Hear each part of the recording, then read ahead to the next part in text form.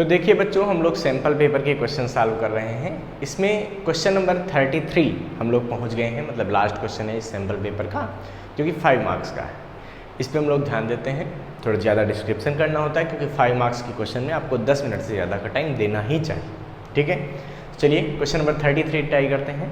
Question number 33 ये है कि, तो हम लोग इसका पहले ए पार्ट सॉल्व करेंगे, फिर बी, फिर सी, एक एक पार्ट हम सॉल्व करके आपको दिखाएंगे। ठीक है, तो पहला पार्ट सॉल्व करते हैं। 33 का ए पार्ट ये है कि, draw graph showing the variation of inductive reactance and capacitive reactance with frequency of applied source. तो देखिए बच्चों, इस क्वेश्चन में हमसे कह रहे हैं कि हमको इंडक्टिव रिएक्टेंस और कैपेसिटिव रिएक्टेंस में वेरिएशन दिखाना है। किससे? फ्रीक्वेंसी के साथ। अच्छा, पहले तो बात करो इंडक्टिव रिएक्टेंस होता क्या है।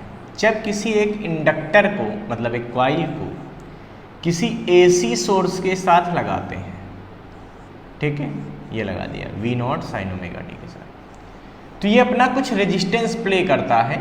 उस रेजिस्टेंस को हम लोग लिखते हैं एक्सेल से। किससे लिखते हैं? एक्सेल से।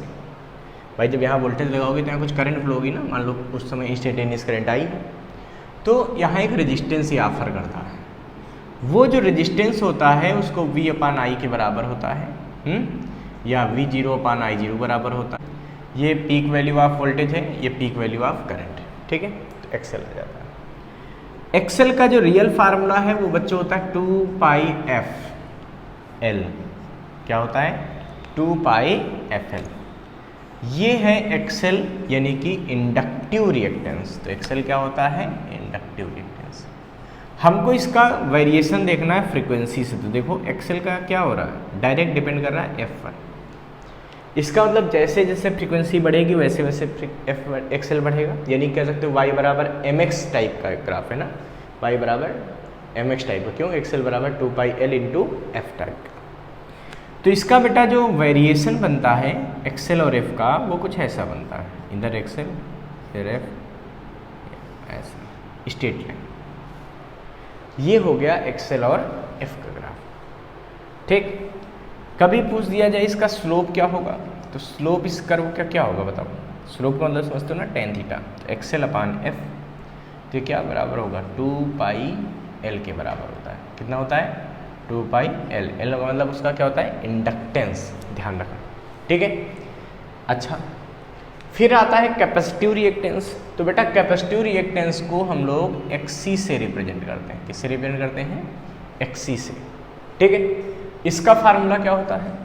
तो होता क्या है कि जब किसी कैपेसिटर को हम किसी AC सोर्स के साथ कनेक्ट करते हैं, तो कैपेसिटर यहाँ पर एक रेजिस्टेंस ऑफर करता है अपनी तरफ से। ठीक है, जिसको हम लोग लिखते हैं XC से। भाई यहाँ कुछ करंट फ्लो होती है, तो इसका V/I जो होता है वो किसके बराबर होता है? XC। ठीक है, आगे चल के इसको V0/I0 भी लिखते हैं, जहाँ V0 peak value of voltage, Y0 peak value of current होती है। XC का बच्चों रियल फार्मूला आता है XC बराबर 1/ωc है। ओमेगा होता है एंगुलर फ्रीक्वेंसी, यानी कि 1/2πfc। हमको बच्चों XC का F से वेरिएशन देखना है। तो देखो इसको आप ऐसे भी तो लिख सकते हो, XC इंटू F बराबर 1/2πc। दिए गए सर्किट के लिए कैपेसिटर तो सेम रहता है, तो मतलब XC इंटू F बराबर कॉन्स्टेंट, इस टाइप का। तो XY equal to constant type का हो गया ग्राफ। ठीक है, XC इंटू F बराबर कॉन्स्टेंट। तो XC और F का ग्राफ कुछ ऐसे होता है, इधर XC इधर F और ये ग्राफ ऐसे। ठीक है, मतलब हम कह सकते हैं यहाँ पे कि XC is proportional to 1/F। जैसे जैसे फ्रीक्वेंसी बढ़ेगी वैसे वैसे XC की वैल्यू घटेगी, जबकि यहाँ उल्टा हो रहा था, यहाँ फ्रीक्वेंसी बढ़ेगी तो XL की वैल्यू बढ़ेगी। ठीक है, तो ये हो गया variation of inductive reactance and capacitive reactance with frequency. इसको फटाफट नोट कर लीजिए। तो देखिए बच्चों, क्वेश्चन नंबर 33 का सेकेंड पार्ट यानी कि बी पार्ट ये है कि, draw the phasor diagrams of LCR circuit connected to an AC source. Okay, तो देखिए बच्चों, इस क्वेश्चन में हमको LCR सर्किट का फेजर डायग्राम ड्रा करना है। ठीक है, तो पहले हम समझते हैं ये फेजर डायग्राम क्या है। तो बच्चों ये अगर एक सर्किट में L इंडक्टर, C कैपेसिटर और R रेजिस्टेंस, ठीक है, अल्टरनेटिंग करंट सोर्स के साथ लगा देते हैं। ये कौन सोर्स है? ये AC सोर्स है, ठीक है। इसकी इक्वेशन होती है V बराबर V0 साइन ओमेगा टी, मतलब ये वेरिएबल वोल्टेज यहाँ से देगा, t टाइम पे V वोल्टेज है, ठीक है। इसका अपना तुमको पता है इंडक्टेंस कुछ होता है L, इसका कैपेसिटेंस होता है C, इसका रेजिस्टेंस होता है R। तो बच्चों यहाँ पर कुछ पोटेंशियल ड्रॉप हो जाता है भाई, जब वोल्टेज लगाओगे तो यहाँ कुछ करंट फ्लो होगी, ये इंस्टेंटेनियस करंट हो गई आई, ठीक है। तो यहाँ एक वोल्टेज लगेगा VL, वोल्टेज एट इंडक्टर, यहाँ एक वोल्टेज लगता है VC, वोल्टेज एट कैपेसिटर, और यहाँ एक वोल्टेज लगता है VR, वोल्टेज एट रेजिस्टर। अब आपको पता होना चाहिए इन रेजिस्टेंस, ठीक है, रेजिस्टेंस में V is in face of I, voltage जो होता है वो करंट के फेस में होता है, मतलब वोल्टेज और करंट साथ साथ चलते हैं, ठीक है। मतलब जिधर करंट बनेगी, अगर ऐसे करंट बनाओगे तो VR भी इधर ही कहीं बनेगा, तो VR और I दोनों सेम फेस में, एक साथ साथ सेम फेस में होते हैं, ठीक है। इन इंडक्टर में क्या होता है, मतलब इस कॉइल में क्या होता है, इसमें बच्चों आपको पता होगा वोल्टेज लीड करता है बाई I विद फेस, कितने फेस से? π/2 से, ठीक है। जो लीड करता है वो बच्चों y एक्सिस पे रहता है, और जो लैग्स करता है वो x एक्सिस, मतलब I इधर रहेगा तो VL इधर रहेगा। तो ध्यान रखेंगे कि अगर I इधर है तो VL इधर है, क्यों? क्योंकि ये लीड करता है, कितने एंगल से लीड करता है उतने एंगल पे y एक्सिस में जाएगा, तो किधर जाएगा? 90 डिग्री, ठीक है। तो अगर इसका I इधर है तो VL इधर होगा। जो कैपेसिटर होता है, इन कैपेसिटर, ठीक है, कैपेसिटर में बच्चों I लीड करता है, I lead by V with phase π/, ठीक है। वो मतलब है कि इस सिचुएशन में अगर I x एक्सिस में है तो वोल्टेज कहाँ जाएगा? -y एक्सिस, क्यों? जो लैग्स करता है वो माइनस में चला जाता है। अगर एक चीज़ x में है तो दूसरे को लीड करती है तो +y की तरफ जाएगी, और लैग्स करेगी तो -y, तो ये VC इधर जाएगा, ठीक है। कितने एंगल से? 90 डिग्री से। अब इन तीनों को मिला के इसका फेजर डायग्राम बनेगा, ठीक है भाई। अगर हम ऐसा सपोज कर लें कि करंट इधर है, ठीक, तो सोचो VL किधर जाएगा? इंडक्टर का वोल्टेज इधर जाएगा, बिल्कुल, ये VL हो गया, ये इतना कितना हो गया? ये हो गया VL, ठीक। VC कहाँ जाएगा? जब करंट इधर है तो VC कहाँ जाता है? नीचे, तो VC कहाँ जाएगा? नीचे, ये हो गया VC। VR कहाँ जाएगा? तो भाई VR तो इधर जाएगा करंट की डायरेक्शन में, ये हो गया VR, यानी कि इधर बनेगा VL, इधर बनेगा VR, इधर बनेगा VC, ठीक है। तो VL और VC का जो नेट वोल्टेज होता है वो कितना होगा? वो ये होगा, वो क्या होगा? ये वाला VL माइनस VC। देखो दो वेक्टर हैं अपोजिट में, यहाँ से एक इधर एक इधर, दोनों का रिजल्टेंट ये आएगा, तो VL और VC का रिजल्टेंट ये आएगा, VL माइनस VC। इनको ऐसे मिला दो, ये नेट वोल्टेज आएगा, ये क्या आएगा? नेट वोल्टेज जो लगाया गया है, वोल्टेज ऑफ द सोर्स।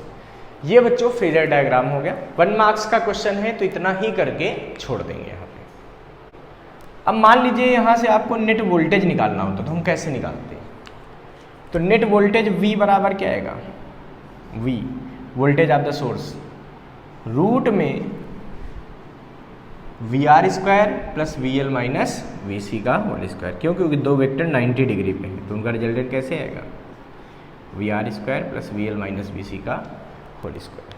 ठीक है, अब आपको पता है बच्चों कि वी आर की वैल्यू क्या होती है, वी आर होता है आई आर, वी सी क्या होता है बच्चों आई इंटू एक्स सी, जहाँ एक्स सी क्या होता है कैपेसिटिव रिएक्टेंस, वी एल क्या होता है आई इंटू एक्सएल, एक्सएल क्या होता है इंडक्टिव रिएक्टेंस। तो सारी वैल्यू पुट कर दो तो वी बराबर क्या आ सकता है रूट में आई इंटू आर का होल स्क्वायर प्लस आई इंटू एक्सएल माइनस आई इंटू एक्स सी पूरे का होल स्क्वायर।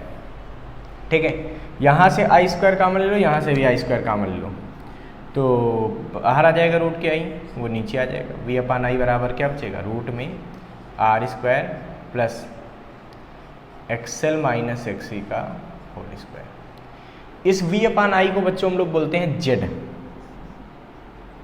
जेड क्या होता है, जेड होता है इम्पीडेंस। क्या होता है इम्पीडेंस। अच्छा, तो जेड का ये फार्मूला आ गया R square plus X L minus X C का होल स्क्वायर। बच्चों हम चाहें तो एक्सएल का भी फार्मूला रख सकते हैं। एक्सएल का फार्मूला क्या होता है ओमेगा एल, एक्स सी का फार्मूला क्या होता है 1 अपान ओमेगा सी। तो जेड का एक ये भी फार्मूला आ सकता है, क्या आ सकता है देखो R square plus omega L minus 1 upon omega C पूरे का होल स्क्वायर, वो भी कैसा रूट में। ये भी इम्पीडेंस का फार्मूला हो सकता है। ठीक है, इसको फटाफट नोट कर लीजिए बच्चों। तो देखिए बच्चों सीबीएसई बोर्ड के सैंपल पेपर का क्वेश्चन नंबर 33 का थर्ड पार्ट ये है कि when an alternating voltage of 220 volt is applied across a device X, a current of 0.25 ampere flows which lags behind the applied voltage in the phase by pi by 2 radian. If the same voltage is applied across another device Y, the same current flows, but now it is in the phase of applied voltage. Name the device X and Y. Calculate the current flowing in the circuit when the same voltage is applied across the series combination of XY. तो बच्चों देखिए यहाँ पे हमको दिया है कि एक डिवाइस X है और एक डिवाइस Y। जब X डिवाइस को 220 वोल्ट के साथ जोड़ते हैं तो वहाँ पर करंट फ्लो होता है 0.25 एम्पियर की, वो भी कैसा आई लैग्स बिहाइंड द वोल्टेज। ठीक है, जबकि इसमें दिया है कि जब y कोई डिवाइस है जो मतलब कुछ भी हो सकता है, ये LCR में तीनों में से कुछ भी हो सकते हैं सब। ठीक है, और वहाँ पे जब 220 वोल्ट लगाते हैं तो करंट फ्लो होती 0.25 एम्पियर और दिया है कि V2 and I2 are in same phase, मतलब इस सिचुएशन में सेम फेज में रहते हैं। तो हमको पहचानना है कि x क्या है y क्या है। बच्चों देखिए आपको पहचानने के लिए सबसे पहले ये पता होना चाहिए कि in R V and I are in same phase. ठीक है, फिर सेकंड जो पार्ट है वो L में है, इंडक्टर में। इन L मतलब inductor V leads by I with phase pi by 2। In C in capacitance, ठीक है, I leads by V with phase pi by 2। मैंने आपको ये भी समझा रखा है कि जहाँ पर वोल्टेज लीड करेगा समझो वहाँ करंट क्या करता है लैग्स करता है। मतलब इसमें मैं उल्टा भी बोल सकता था, मैं बोल सकता था इंडक्टर में कि I lags by V with phase pi by 2। इसमें मैं ऐसे भी कह सकता हूँ V लैग्स, भाई जब एक चीज लीड करेगी तो दूसरी क्या करेगी लैग्स करेगी। ठीक है, by I with phase pi by 2। पहले तो ये बात समझ लीजिए। ठीक है, और जब पहचान लोगे डिवाइस तब आपको बताना है कि अगर इन X और Y को सीरीज में लगा दें तो करंट कितनी होगी उस सिचुएशन में, और सेम 220 वोल्ट से जोड़ना है सीरीज में लगा के। ठीक है, पहले डिवाइस पहचानो। सोचो इसमें क्या हो रहा, I lags behind the voltage by phase pi by 2। देखो कहीं है जहाँ पर आई लैग कर रहा हो, आर में तो सेम फेस में होते, तो आर तो ये है नहीं, एल में वी लीड करता है 90 डिग्री से, या फिर आई लैग करता है, तो आई लैग कर रहा है, बिल्कुल सही है। मतलब एक्स हो गया बच्चों इंडक्टर, एक्स क्या हो गया, एल, एल का मतलब इंडक्टर, तो एक्स हो गया इंडक्टर। पहचान लिया हमने कि एक्स क्या है, एक्स है इंडक्टर। अच्छा वाई क्या है, तो वाई में देखो क्या हो रहा है, वी और आई सेम फेस में, सेम फेस में किस में होते हैं भाई, आर में होते हैं। इसका मतलब ये वाई क्या हो गया, वाई हो गया आर, आर का मतलब रेजिस्टर, तो वाई क्या हो गया आर, आर का मतलब रेजिस्टर यानी कि रेजिस्टेंस। तो बेटा आपको यहाँ पर एल पता चल गया, एक्स है, ठीक है, यानी कि इंडक्टर है, और वाई पता चल गया क्या है, रेजिस्टर। अब कह रहे हैं इन दोनों को सीरीज में जोड़ दो। तो बच्चों सीरीज में जोड़ने के लिए आपको इसका इंडक्टर का रेजिस्टेंस, इंडक्टर का रेजिस्टेंस क्या होता है, एक्सेल, मतलब इंडक्टिव रिएक्टेंस, वो पता होना चाहिए। रेजिस्टर का रेजिस्टेंस यानी कि आर पता होना चाहिए, ठीक है। तो इंडक्टिव रिएक्टेंस हम कैसे निकाल सकते हैं, सोचो। तो बेटा इंडक्टर का रिएक्टेंस क्या निकलेगा, इंडक्टिव रिएक्टेंस, तो एक्सेल कैसे निकलेगा, पहले वाले का है, तो इसके रिएक्टेंस को लिखते हैं एक्सेल से। ये क्या होता है, V अपान आई, तो पहला है वोल्टेज V1 लगाया था, करंट उसमें I1 थी। इसको सॉल्व करो क्या आएगा, 220 वोल्ट अपान 0.25, या एक्सेल आ जाएगा यहाँ पे, इसको डिवाइड कर लो भाई, पॉइंट हटाओगे तो 0 बढ़ेंगे, 25 से डिवाइड करो, 8 टाइम्स, फिर 8 टाइम्स, फिर 0, यानी कि 880 ओम, ये एक्सेल आ गया। ये क्या आ गया, एक्सेल, मतलब इंडक्टर का रिएक्टेंस, जो वो अपना रेजिस्टेंस ऑफर करता है इंडक्टर, वो इस सोर्स के लिए, ठीक है। अच्छा रेजिस्टेंस ऑफ वाई, ठीक है, ये इंडक्टिव रिएक्टेंस किसका था, ये एक्स वाले डिवाइस का था, ये इंपॉर्टेंट बात है। तो वाई का रेजिस्टेंस कैसे निकलेगा, ये होगा V2 अपान I2, तो ये निकलेगा V2 220 अपान में 0.25, सॉल्व कर लो तो ये भी आएगा 880 ओम, वही पिछला ही तो है, तो R निकल आया 880 ओम।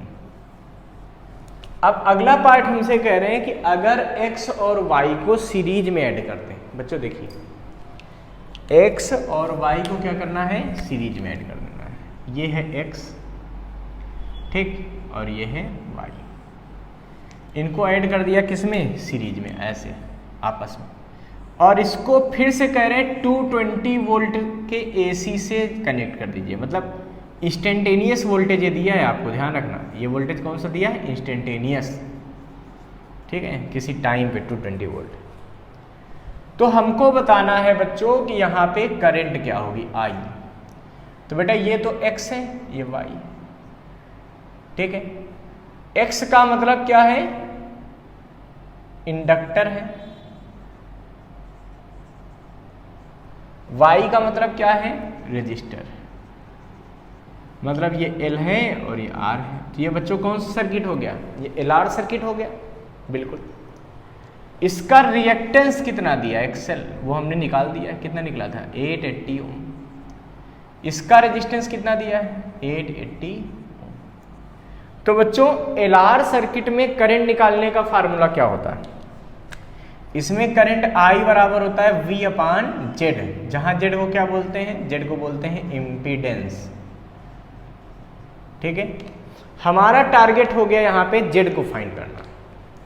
तो Z बराबर क्या फार्मूला होता है भाई, Z बराबर होता है रूट में XL square plus R square, यानी कि हो गया R square plus XL square. Value put कर दो, आर स्क्वायर, आर की वैल्यू कितनी है, 880 का स्क्वायर, प्लस एक्सेल 880 का स्क्वायर। ठीक है, तो z बराबर आ जाएगा 880√2 ओम। सॉल्व कर लेना, यही आएगा। क्या आएगा? 880√2 ओम। जब z मिल गया तो I निकालना। कौन सी बड़ी बात भाई? I इक्वल टू क्या है? V अपान z। V कितना है? 220। z कितना है? 880√2। सॉल्व कर लो, डिवाइड कर लो। इससे इसको काटोगे 4 टाइम जाएगा। I बराबर क्या आएगा? 0.25 अपान √2 की वैल्यू है 0.25 अपान 1.414। सॉल्व कर लो तो ये आ जाएगा 0.177 एम्पियर। ठीक है, ये हमारा आंसर हो गया। तो इसका मतलब जब हम x और y को सीरीज में लगाएंगे, यानी कि x क्या था? इंडक्टर, और y क्या था? रजिस्टर, तो 220 वोल्ट के इंस्टेंटेनियस वोल्टेज से ही जो करंट हमको मिलेगी वो 0.177 एम्पियर मिलेगी।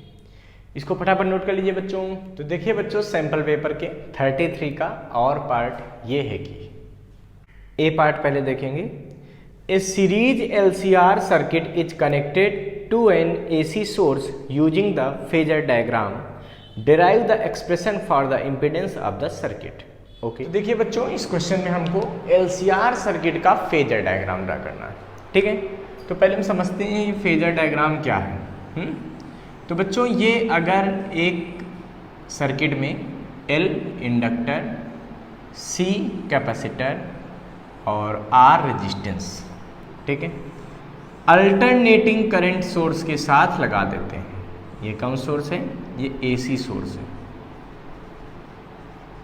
ठीक है, इसकी इक्वेशन होती है V बराबर V0 साइन ओमेगा टी।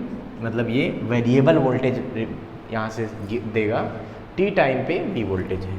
ठीक है, इसका अपना तुमको पता है इंडक्टेंस कुछ होता है L, इसका कैपेसिटेंस होता है C, इसका रेजिस्टेंस होता है R। तो बच्चों, यहाँ पर कुछ पोटेंशियल ड्रॉप हो जाता है भाई। जब वोल्टेज लगाओगे तो यहाँ कुछ करंट फ्लो होगी, ये इंस्टेंटेनियस करंट हो गई आई। ठीक है, तो यहाँ एक वोल्टेज लगेगा VL, वोल्टेज एट इंडक्टर। यहाँ एक वोल्टेज लगता है VC, वोल्टेज एट कैपेसिटर, और यहाँ एक वोल्टेज लगता है VR, voltage at resistor.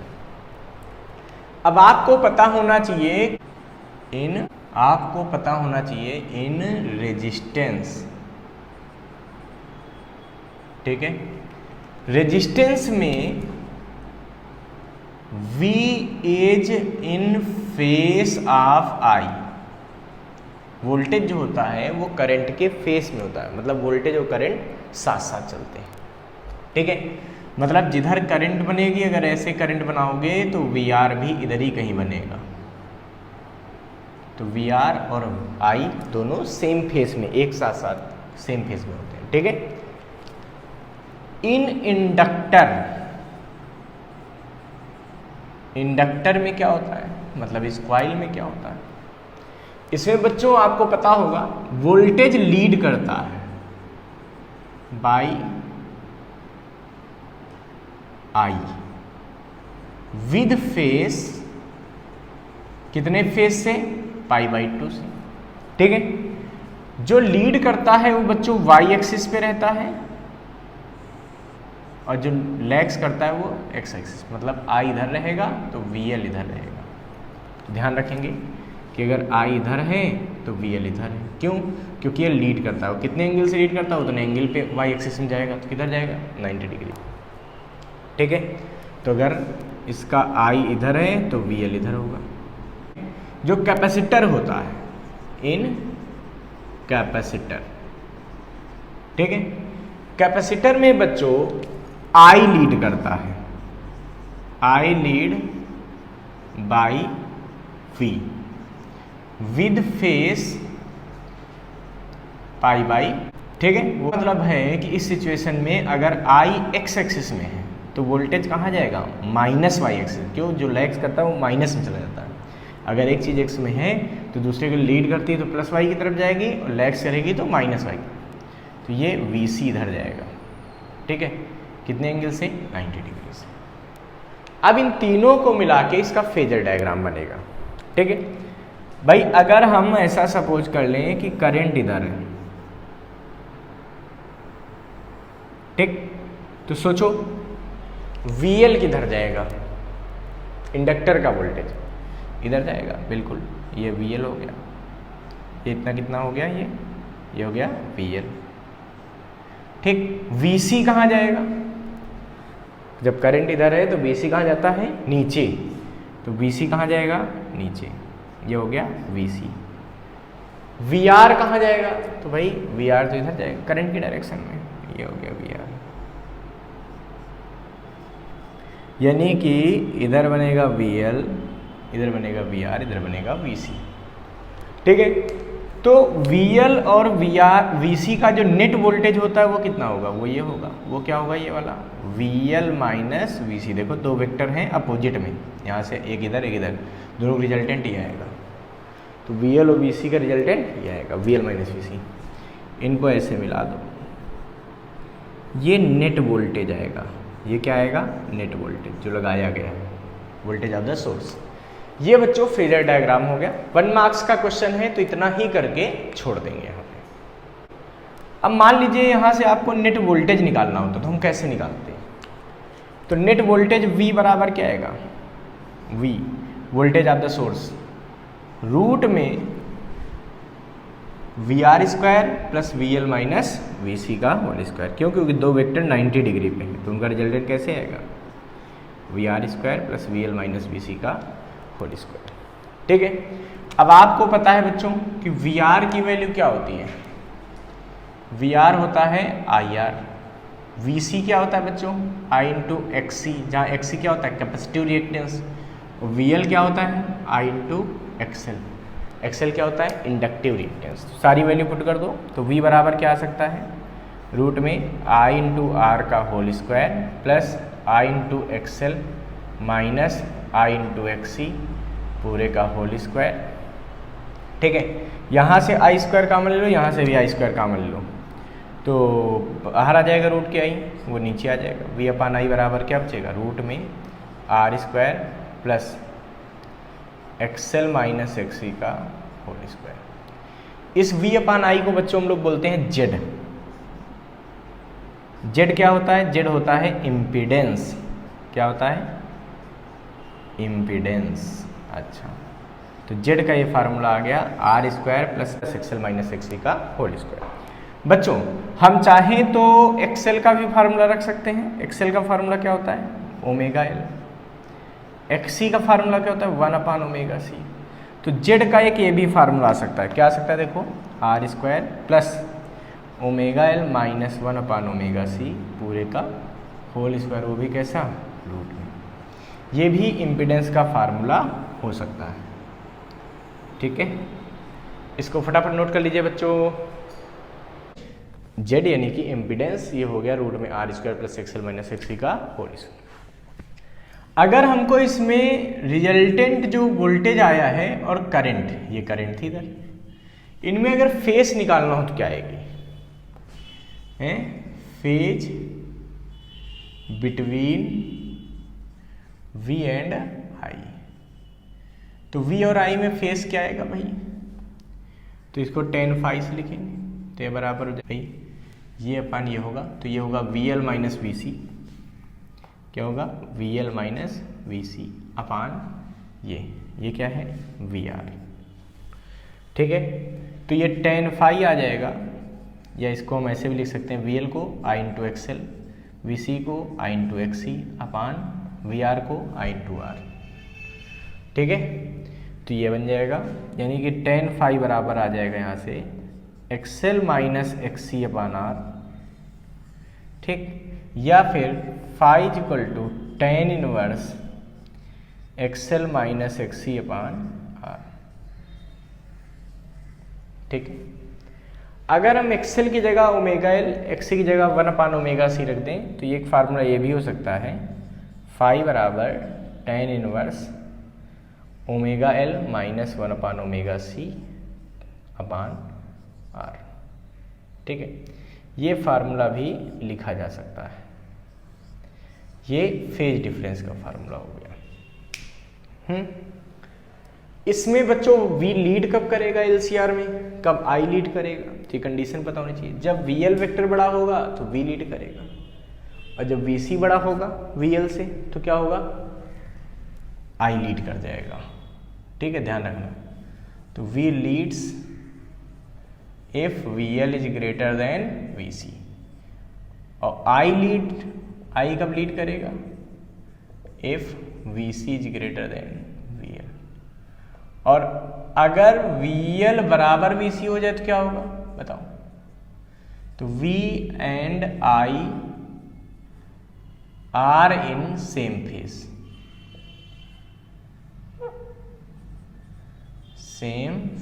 Same phase में कब होंगे, जब VL बराबर VC हो जाए। ठीक है, तो ये ध्यान रखिएगा, इसको फटाफट नोट कर लीजिए।